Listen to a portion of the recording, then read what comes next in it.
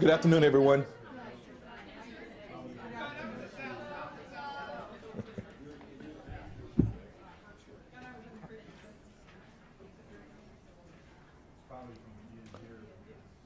So we have a bunch of handlers in the room. So Dr. Marlene McCabe and Dr. Maria Poindexter and others. So I said I'd just introduce myself. I'm Chris Lee, the Chief HR Officer for the VCCS, and I always just say I'm just the HR guy, right? So that's the easy way to remember me. So today we're going to talk about search committees, and I'll share with you some of my professional experiences, and hopefully they might benefit you. I'll take you back to summer of 1994. I was new in higher ed, and I was HR officer for a small community college in Georgia. So over that summer, the president had appointed me ex officio on all search committees to ensure that things, went well. And so that summer, at the 11th meeting of the search committee,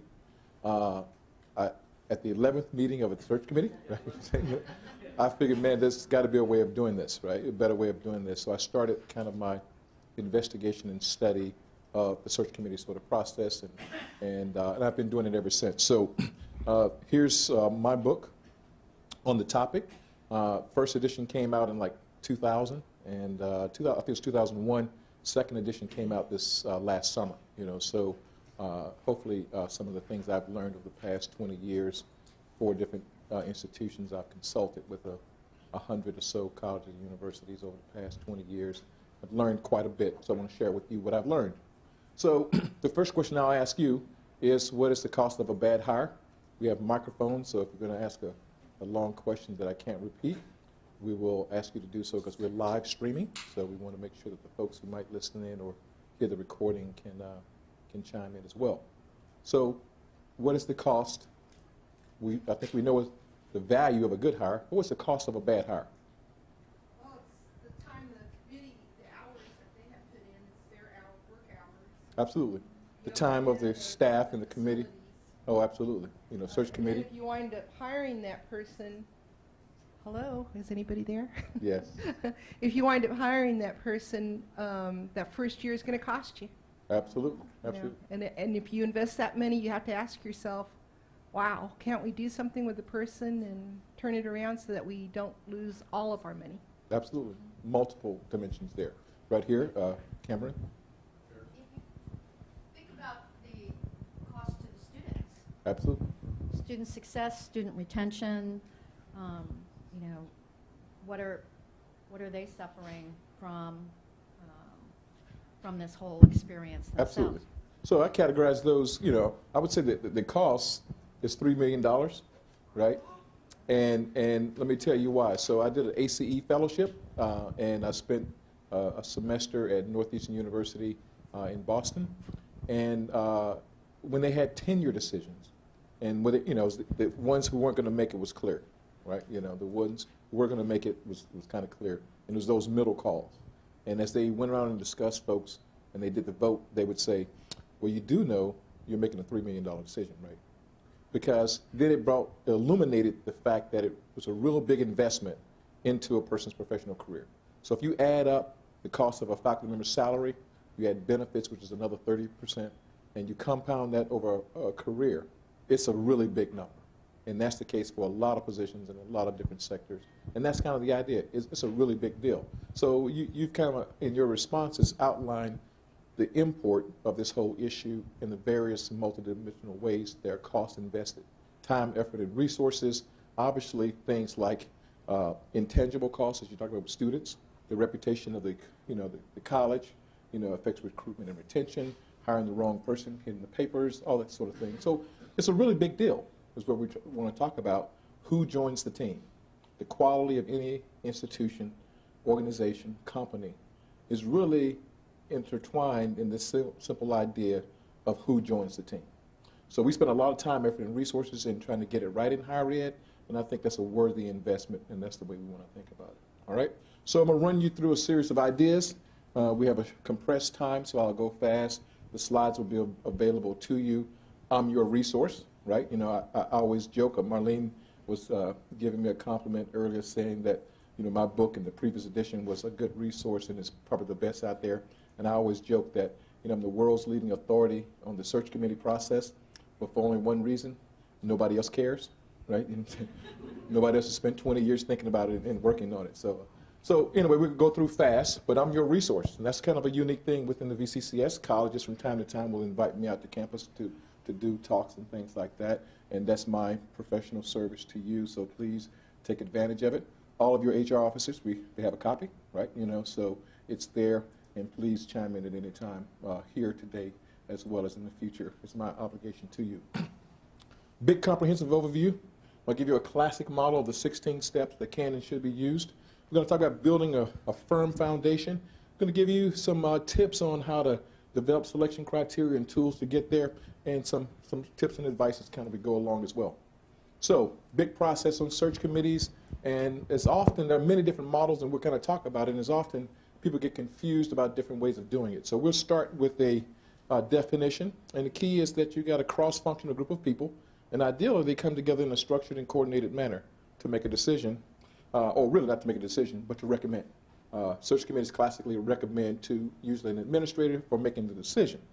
In some situations, some colleges and universities, you have a selection committee, and it's usually like an academic department who has the authority to select their own division chair, dean, et cetera, and it's not subject to review by an administrator, right? So that's more rare, but that does happen as well, where you have the committee actually empowered to make the decision.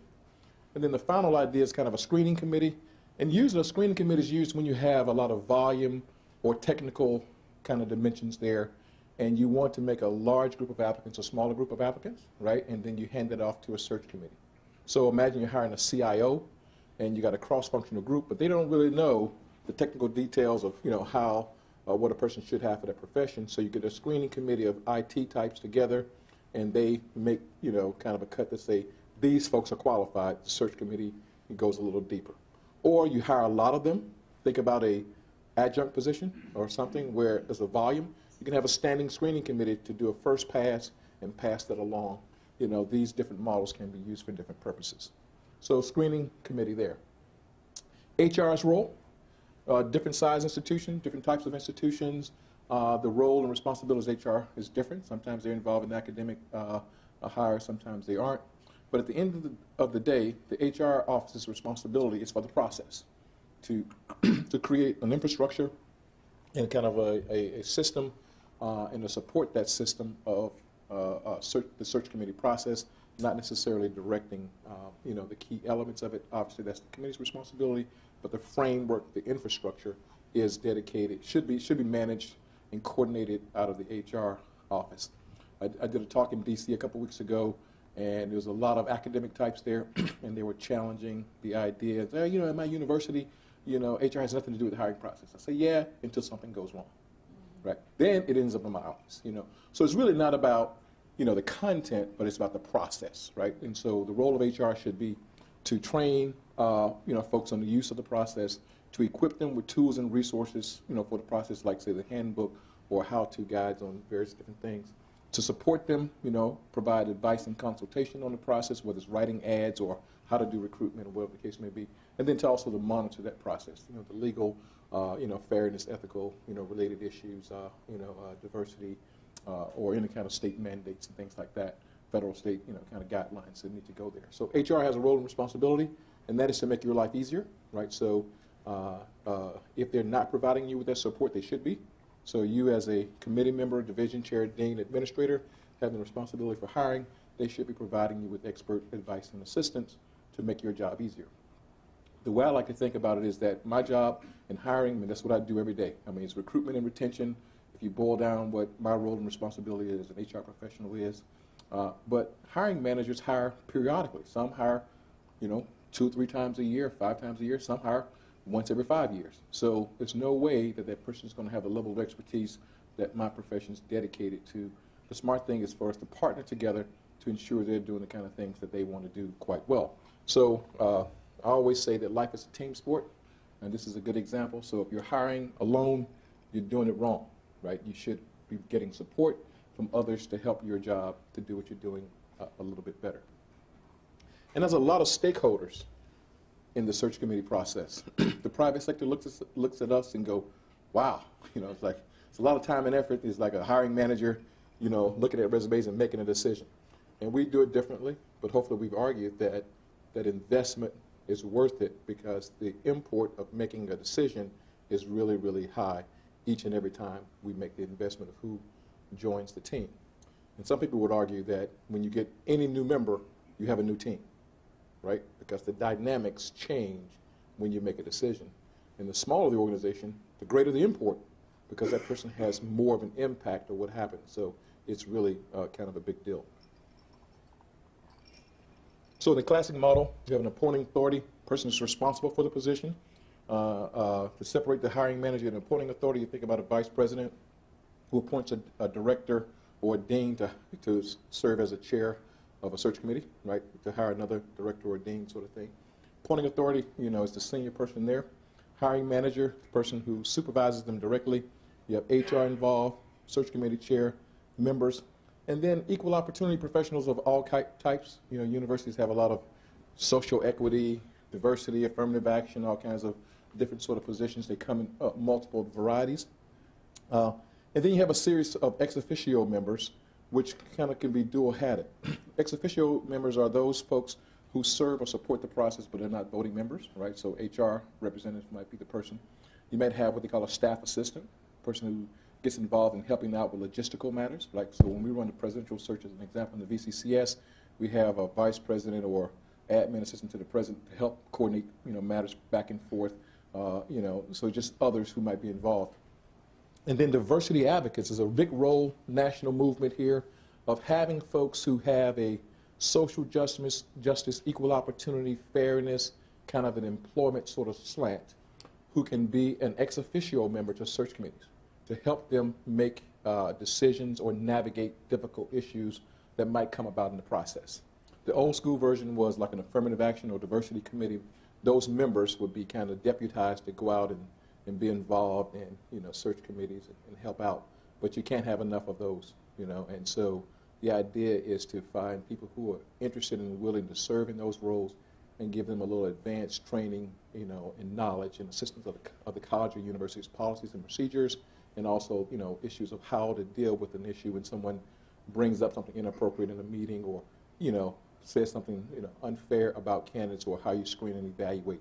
They have some advanced tips and training about how to help the committee resolve and kind of get through those things. So diversity advocates is a big kind of national movement right now, and anyone can serve on those, right? Ideally, there's a multicultural group of folks who have it, right sensibilities and a little training to serve, to help in that sort of process. And then we might have others. You might have board members. Sometimes you have legislatures or community members, students. Many other people might have, an opportunity to interact. So questions or thoughts before we continue forward? I know I'm going fast, but I want to make sure that we get to all the things. Yes, ma'am, we have a mic coming to you there. Dr. Lee, yep. The diversity advocate, yes. What kind of training or background would that person have? Person didn't need to have any kind of background, but they do need to have some training. I think the key is just a person who's sensitive, to the idea of being fair and equitable, right? And then they get a training on the hiring process, the rules and laws around that sort of thing, and also issues of, fairness, multiculturalism, and things like that. Normally an administrator? No, it could be anyone. Okay. Anyone. In the book, there's a vignette on that. It talks about it, and it talks about the training that you can and should do for diversity advocates. All right? Other questions before we press ahead? All right. So, search committee process, 16 steps. We're going to run through, those real quickly here and give you a comprehensive overview, and then we're going to highlight some of the major parts. Well, not major parts, but some key parts for the purpose of today's discussion. So, all organizations tend to have some sort of approval process. The approval process has two parts: money and authorization for the position. Those are very, very different. When at budget cutting times, people appreciate it more where you have a position, but you don't have the authority to hire for that position, right? So you go through some sort of approval process with all the players sort of involved. Many people put that on a form, sometimes it's electronic, and that the approval process also serves the purpose of ensuring that everyone knows that we're going through a hiring process, so it serves as an announcement as well. everybody involved knows, we're about going about that sort of thing. Next is what I call an organizational analysis, which is very important. In the book, as an example, there's a 25-question checklist, and most organizations don't pause and do due diligence before they hire. My HR colleagues would tell you that the typical response is you get a resignation letter and a request to advertise together. Like, Jane's leaving on Friday, can we get this in the paper on Sunday? You know what I'm saying? It's that kind of quick reaction to, oh my God, I got to have someone in that role. And that's the exact wrong thing to do. The most important thing to do is to look at the position, the team, the department, and the organization, and ask a series of questions to ensure that the position you're refilling serves the organization's needs today. Because a lot will have changed in the position over time, whether that is technology, regulatory issues, the team itself. You can move the duties around with the people you have, give people promotional opportunities or just a difference of kind of work. And then you hire for the organization's needs today. The right time of year matters, the budget to support it. Can you appoint someone interim? Can you promote someone? Many different decisions to be made. And I argue that most mistakes in hiring happen right here because we haven't done due diligence in deciding what we need, and we start a search and we try to adjust later. Go ahead, Cameron. We need a mic. Our college seems to have a standardized advertisement for each position. And there are specialties within each department. And yet, if they would just ask the department what they need to tailor it. Well, I'm going to say a couple things where if you knew me, I'm known for speaking the truth as I know it, right? Yeah. And life just goes from there. That's a bad idea. Okay, I'm just saying because you need to adjust to the reality of what is now and the needs of the organization now. So a standard advertisement for all positions is probably just fundamentally flawed. Well, I'm in biology, so Yep. we have a standard advertisement for a biologist. And what we end up getting is like 100 applications when if we had put the specialty area Absolutely. that we wanted, we might have got, 25 to 40 applications. Who are qualified for what you need. Exactly. I agree with you. And that's a step later as we talk about defining the position, right? But the key is, first, before we get to defining the position, we're going to do that organizational analysis, which is the context within which the position is going to perform, right? I mean, that's very important. So we have to do that as well. So we just kind of ran through some of those ideas. So the next part we're going to talk about before we get to define the position is what I call laying the groundwork or building a foundation. I think most of the mistakes happen early in the process. And here are some of those key ideas here. Okay, I went ahead of myself. Let me get here. And a lot of this stuff is related to HR, right? It's getting the crystallized vision of what we're doing right before we begin. And I'll give you an example. Defining a position is profoundly important because what you don't want to do is find the perfect candidate for a job that doesn't exist, right? So let me give you an example I often use. In the universities you have things such as the honors program sort of thing. So imagine someone to lead an honors program. You can classify that and define that many different ways. If you can have a regular tenure-track faculty member with a collateral duty to lead the honors program, right? You can have an associate provost for honors, and you can have a director of honors, right? If you were here last hour, we were talking about pathways to administrative positions, and we talked about the dark side. There are faculty members who will never, ever, ever apply for a job that's called director because they don't see that as a part of their profession. But if it's a tenure-track position, they would. So the point is, whether it's an associate provost, a director, or a tenure-track position with a collateral duty, that fundamentally changes who's going to apply. So it's not what you think about the position and how you define the position. The question is what sort of bait are you going to use to attract people to apply for that position?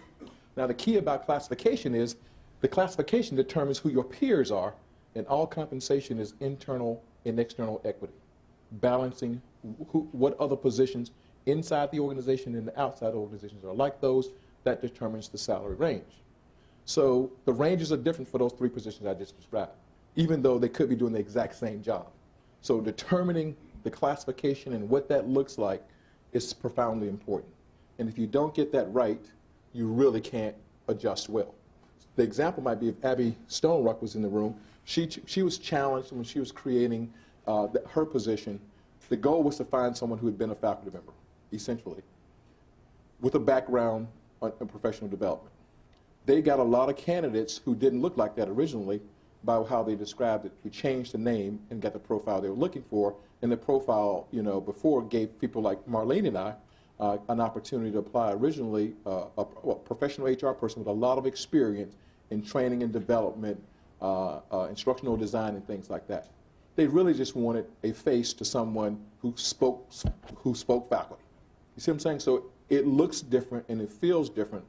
Neither one is better, good or bad, because you can make the argument with Marlene. I would certainly make, well, we have more experience in that stuff because we do that as a profession, and we also teach, as adjuncts, right? But that's not the crystallization that the organization wanted at that time. The point is the bait you use will determine who applies, the salary range and all that. And if you get the vision wrong, it doesn't work out right, right? Yes, ma'am. I see faults when I see an ad saying subject to budget funding. What is Yeah, that? universities do that oftentimes. You go back to the approvals, remember? And universities have all these subparts, and faculty divisions and colleges will go out and search, and then at the end of the year, the legislature or the university doesn't give them money, right? My wife's a historian. I've seen it many times. Oh, yeah. The question was about she's seen ads that have a line that says subject to, budget or funding. Yeah. And I think it's a waste of organizational and institutional resources, time and effort, and the candidate's time, right? Because they didn't do an organizational analysis. They didn't go through the process of validating that this was important to us and that we're going to do it and agree upon it, in advance. The only exception to that, I would say, is when universities they plan to hire and they're final authorities with the legislature, right? Meaning that they plan to do this and they'll say, hey, this is subject to legislative, kind of funding or whatever, and if there's a cut, they pull it back. But I still think it's a disservice to the candidates and everybody involved in that time that can work out their internal procedures differently to prioritize. They probably shouldn't do that, but organizations do that, unfortunately. Yep. All right, so knowing how many fish are in the pond before you go fishing is important. We know that if we have an ad for an English professor, sorry, Dr. Capps, there's going to be a whole lot more applications than is for the biologist. And if we know that, then we recruit differently, right? If we know we got to really hunt, then that's going to give us a pause for doing things differently. And if you don't know, then you're kind of, wasting your time and effort. So there's many different ways of doing it, a lot of sources for finding out how many potential people on the market. That's important to do. Your HR people should be involved in helping you doing that. Understanding your organization's policies. I'm still amazed as an HR person when deans, directors, or vice presidents ask basic questions about our policies for hiring. But the key is they don't do it every day. So as we said before, you got to partner with your HR people, your organization, to know the rules of the game before you start the process. Incorporate any diversity or equal opportunity consideration an organization might have, and then create a recruitment strategy, right? And that's about where we advertise and how we go about it. And recruiting is taking affirmative steps to go look for people who are not looking for a job. Advertising is placing an ad in the Chronicle or Inside Higher Ed and waiting to see what happens. Two fundamentally different things.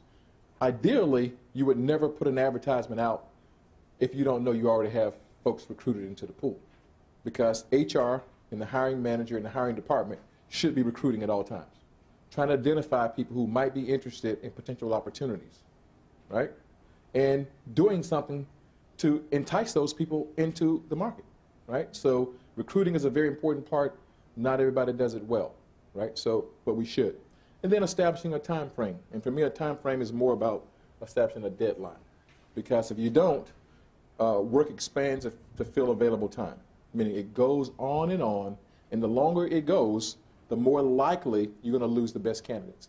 Because people who are in the market for a job right now, they place many ads, and if you wait, those folks, the best are going to get snapped up, okay? So we got Dave, who's first in the back, okay? On the hiring range. Yes. So VCCS drives some recommendations on Yes. hiring ranges. But if we know institutionally that's not reality, So we say this English faculty could be between 47 and 104. Yep, But we know really we're going to hire them between 47 and 48. yep. What do you ethically put in the ad then? Yes. That's so Very you don't good have question. somebody who says 90 is a breaking point for me, and we say let's not waste either of our time. Exactly, that's a great question. So you got two different parts. You got a hiring range and you have, a salary range and a hiring range, right? And so some organizations advertise the salary range. Some advertise, just the hiring range. I always say put what is most advantageous to the organization. I worked at an institution before coming here, very deep pockets. We said it was negotiable because it was negotiable. There was a lot of resources available. In the VCCS, we tend not to have those kind of resources. And then you have to balance internal equity as well. So if your expectation that you're going to go 40 to 60, you put 40 to 60 because you're not going to entertain, 62, right? And so I think the ethical and fair thing is to communicate to people that here's what we plan to do. And that's the hiring range, right? So putting the DHRM salary range is okay if you're going to consider all of that. But if you're not, then putting the other range. Some put nothing, some put it's negotiable. I just think it should be, either way, it should be truth and disclosure, regardless of what it is, right? And some organizations that put negotiable, they're really not negotiable. And I think that sets up the wrong expectation. So ranges are designed to entice rookies, veterans, and superstars. That whole range, and the key is who you're trying to attract for this particular position at this time. That's part of the organizational analysis, right? Because if your budget doesn't allow you to attract a superstar, then that's okay. You're communicating to superstars that, hey man, it's going to be 40 to 52. That's the way it is. But the budget allows you to consider the superstar, it could be 40 to 70, right? But that decision needs to be made before you waste your time as well as their time. All right? All right. So, okay. All right. So we're going to press ahead. We're going to, we're going to make sure that we get through. So I'm going to rush ahead and give you an overview of the content that's here, and we'll create other opportunities for getting information. I have a handout and some other information. This won't be the only opportunity you have to interact with me. All right. So position analysis, as we talked about before, very important. A lot of detailed parts. Getting back to what you're saying, Cameroon. The nuances. There's no such thing as an assistant professor of biology. They're not all the same, right? It's what the organization needs. Those things have to be there. Forming the committee, 3 or 4 different parts. Generally speaking, for the person you want to chair to be an equivalent position, if it's a tenure track, a multi-year sort of position, that person should have equivalent status or above, right? The number of people correlated with the importance of the position. For presidents, we have 11 members, right? For an adjunct position, I'd have 3, right? For a regular position, I'd have 5. It would depend on the challenge of the position. But you want to have diversity of perspective, right? People with different views. And I think the novice perspective is the most important, which is a person who's not in the department, who's not involved in the process, have no stake in it, who can bring some sanity to the process of asking difficult questions of why are we revalidating our assumptions, such as why is a degree at Virginia Tech better than it is at Radford? Because I went to Virginia Tech. That's why, right? You see what I'm saying? So the point, the person who's not involved and they're not in the department will ask tough questions and allow people to challenge their assumptions about what it looks like. So another checklist for you there. Ideally, every appointing authority will give a charge to the committee to tell them why this is important, things to look for, and some of their preferences and prerogatives. Ideally, that would be both written and verbal. And it's written because when the committee goes off and does its thing, and it's 3 months later, they got something to refer back to. Here are the priorities and the prerogatives of leadership, and it just reminds us, right? So instructions about the process. There's another checklist there in the book on that. Here are some of the typical elements there that you might have in there. The most important is the form of the recommendation. Old school was give me 3 ranked candidates. New school, in the state of the art today, is 3 unranked candidates with a summary of those candidates' strengths and weaknesses according to the agreed upon criteria that we said were important early in the process. And I'll give you the checklist of what those criteria, where you get those criteria from, in a moment. But the key is that that charge starts the process and instructions for the committee and what to be concerned about.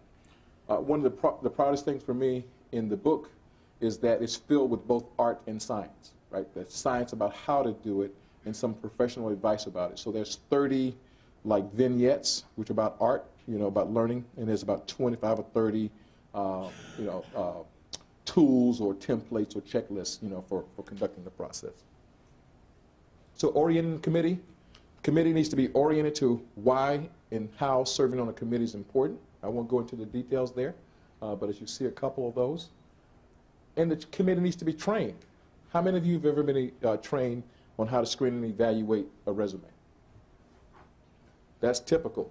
It's always less than 10%. But we put people on a committee and expect them to know how to do it. So the whole point about it is that there's a way of working and serving and doing things. Committees should receive training on their role and responsibilities. Now, I do believe smart people will figure it out, but it's not necessary if we can train them ahead of time, right? So some tips and techniques for getting there, on training. So committees should be trained for their work.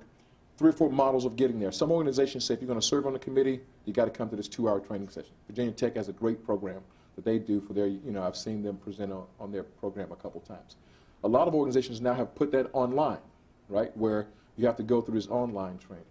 What I like to do is that kind of real time at the first meeting of the committee, kind of put them through some sort of wickets. And you can do any combination. But the key is people should have some orientation to the work and the importance of that work. To get there, to get to those criteria, look at the organization, look at the position. We want to advertise based upon what we said was important. We want to recruit based upon that. And then we want to select based upon those things that we said were important, right? We start with what, the ideas that we are important to us, and we build a system around them. So let's talk about evaluating materials. We're going to talk about selection as a whole, right? We're going to talk about the criteria, methods, to do that, and then the tools for evaluating people. And here are the sources of information that should be used to make a decision about who's most qualified. All right?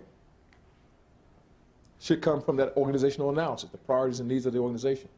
Then the position, the advertisement which brings that to life, and then the charge from the leader. So those are the 4 sources of information that should determine the criteria for selection. Kimberly. As you all have noticed, we've had some problems with some of the selection committees. And part of it is, in biology, as I said, we have a number of different degrees, and each institution may call their degree something completely different than another institution. So we get ecologist, we get basic medical science, we get biology, we get environmental things, and proteomics, all sorts of things. And yet, during some of our selections committees, our vice president and our dean said, unless it has the word bio in it, we cannot give that person an interview. And here we are, the scientists that are saying this is biology, and they won't listen to us, and they won't even allow that to happen. Yeah, I would say it's an organizational blind spot there. We can talk offline about the issues there and try to get there, but it just didn't seem to be right-headed, and we'll talk offline. So the four areas of criteria, that should be used to make those decisions, and I put an asterisk there for organizational fit, which we'll talk about at the end. So I know I'm going fast after selection, then we'll pause to check in with you for more questions. So which criteria that you choose will determine who's most qualified? There's no such thing as a person most qualified inherently for any job, right? And so we'll give you an example to illustrate that. So we got Roger Federer. He's considered the best tennis player of all time, right? And then we got Rafael Nadal, right, who is his arch nemesis. So he beats everybody all the time on any surface except for this guy. This guy beats him 2-1. So who would you hire? The best of all time or his arch nemesis? Best of all time? Who? Arch nemesis? So the key would be, depends on the criteria. And so the issue is that he's called the king of clay. So if it's on clay, hire him. If it's general, you probably should hire him. Because it's kind of hard to go home and say to your president, we just turned down the best of all time, right? So the key is the criteria Depends. So give you some of my professional experiences. So, I worked at Bates College in Maine, private liberal arts school, top 25 school. Northeastern University, I did a fellowship there in the provost office, and then take your typical community college, right? So at Northeastern and Bates, everybody had a terminal degree. 97% of the faculty at Bates had a terminal degree. You get no credit for that, right? At a community college, it's probably a plus factor. At Northeastern University, all the students were required to do kind of a co-op or intern sort of ship. So if you had industry experience, that was a plus. At Bates, if you didn't come straight out of Tufts or Harvard or Boston College, it was a negative, right? At a community college, it's probably a plus. Experiential education, plus there. Certainly a negative there, probably a plus here. If you had a research agenda, you got no credit because everybody had it. It was a basic expectation for those two institutions. Sometimes at community colleges, we give you a negative because we're like, man, it's a 10, it's a 5-5 course load, and you're interested in something else other than our mission. So the point is that it depends on the criteria you choose who's most qualified. There's no such thing as this person they're best qualified for any given job. It's how you define it and what your institution needs. And that's very, very important. And that's why you got to do the organizational analysis and the position analysis to determine who best suits what you're trying to accomplish at your organization. So once you use those 4 sets of criteria, then you develop some sort of objective measuring tool, those 4 sources of information. You create some sort of instrument, right? I'm going to give you 4 different versions of the same. You can use them in combination in other ways, infinite possibilities. So our criteria, either you got it or you don't. By individual, this is by, comparison Bob to Joe to Susie sort of thing. Same idea, given a qualitative comparison of candidates and how they stack up against your criteria. Still another is the major priorities for the position. These are groupings. This is kind of a qualitative view. Overall, does their teaching effectiveness or research or service, kind of come out or whatever? And then still another version of the same that's numerical, right? Given a quantitative. I always joke that this is for the liberal arts and humanities. This is for the natural sciences and math, right? Because you will never convince a mathematician they can't put a number on it, right? You know what I'm saying? So, but that's the key is it doesn't matter the tool you use, but you have to create a tool based upon the objective agreed upon criteria upon which we're going to make our decision. Everybody's same criteria, same methodology. All right, so that's just the basic screening. Jeressa.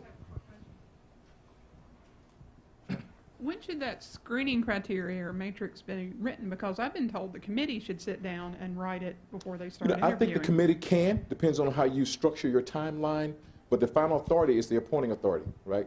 They should be able to approve that. And people, I think you should do it before you ever receive an applicant. So you decide what those criteria are, you write the job description, you write the ad, and you build it at that time.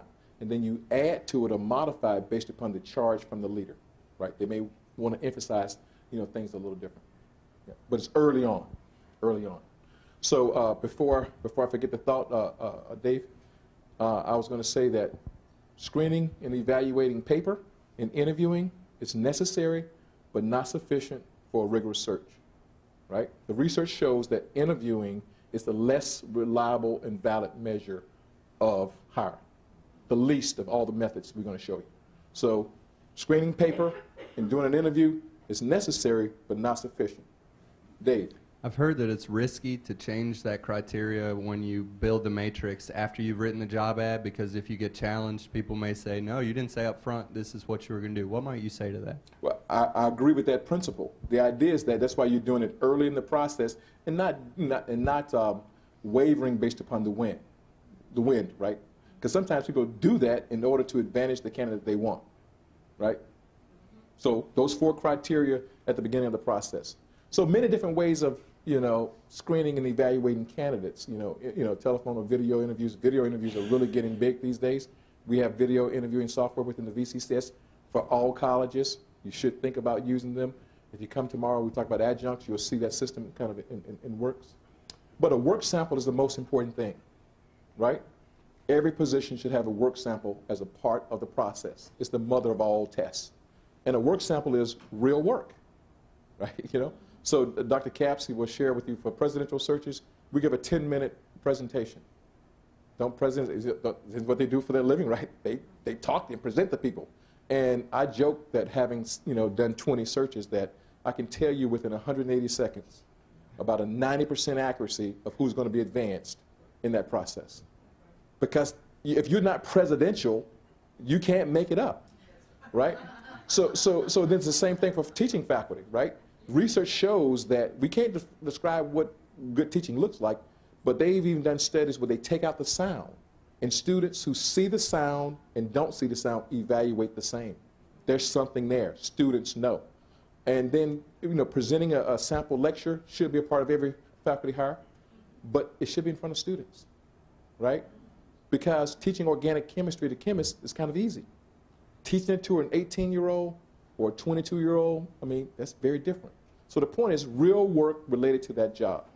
Give you a couple examples. HR folks I've hired before, I hired a compensation person. I had them to do a salary structure for HR people and to make a recommendation on their salary. That's real work, right? A benefits person, I gave them all the benefits, legalese you get from the insurance companies and say, hey, when you come to campus, you're going to make a presentation to actual employees about their new benefit, right? If you're a computer type person, give them some code and let them debug it. Doesn't matter what the job is, but it needs to be real work. And I don't make up work. I find real work that needs to be done, and I get the advice of 3 to 5 experts in the field. You see what I'm saying? So just think about it. That's the work they're going to do when they start. You got a university, you have them write an abstract for a grant proposal if they got to write grants. The key is that's the only reliable and valid method. The most reliable and valid method you will ever use is an actual work sample for that kind of job. Financial aid, write up, a FAFSA or whatever. Figure out real work for them and give it to them to do. I think I saw one hand. Do I see another hand? All right. So a lot of different examples of things can be used, portfolios, questionnaires, statements of leadership or teaching philosophy, et cetera, but use more than one. Final major idea, and it's about organizational fit. This really matters, right? So the problem with fit is that it can be used illegally or unethically. So we're going to talk about how to do it right. All right? So these are things to think about. What are the values, beliefs, of the organization? What does it mean to work here in this particular community? Does fit matter for the Shenandoah Valley versus Hampton Roads versus Northern Virginia, right?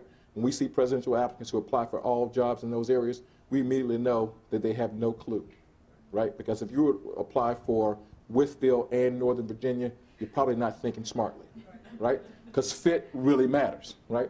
So the key is if you use an example of different sports teams and how they play the game, the personality of organizations are very different. Or if you think about like the Metropolitan Ballet or the Alvin Ailey Dance Company in New York, they're both world-class dancers. They went to similar schools, but here they do ballet, here they do jazz and tap. They're both world-class. If you put them on different troupes, they would not perform as well because it's not their way of working, their style, their preference, and things like that. So how do you get there? You get there by ensuring that the criteria you use are observable, measurable, stated, or documented. Make sure that we agree upon this criteria we're saying they won't fit here, right? If the committee can't agree upon that and talk about it and use evidence to get there, you can't use it. Because usually what that means is what I prefer or what I'm like. And the research shows that white folks hire more white folks, black folks hire more black folks, women hire more women, people who like baseball hire more baseball folks. That's just a part of the human dynamic, and usually fit means I like. And so to get away from that, we want to make sure that we have objective criteria to get us there. Yes, ma'am. Do these criteria need to be articulated to the candidate or just to the members of the committee? To the committee, and if you're smart and want to do it and you kind of advance, if those elements are pervasive and very important, put that in the ad, right? Because it might actually matter on who applies. So it's your bait, right? So like community colleges, like teaching online. Some people have a philosophical view against it. So fitting here means using technology, right? So I think Germana, as an example, requires all faculty to have the competencies to teach online. That's a fit criteria for that particular community, right? So the point is, if it's that major, put it in the ad. Some people will shy away, some will be attracted by it, but that's important for you to decide. Okay?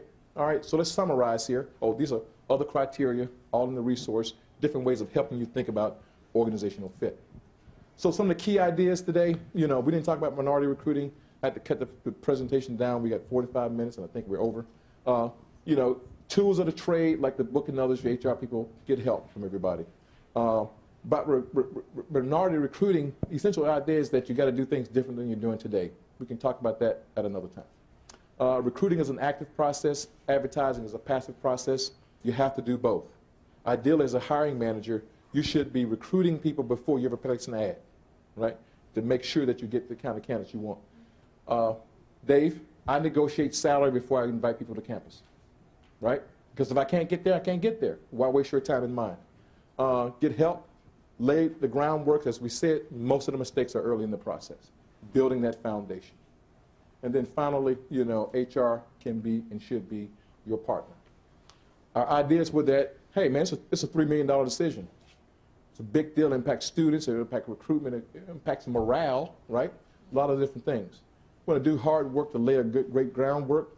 We gave you kind of a long a process of 16 steps. You can utilize parts of the different steps or model as appropriate. Defining the position is profoundly important. And then we talked about selection criteria, methods, and tools.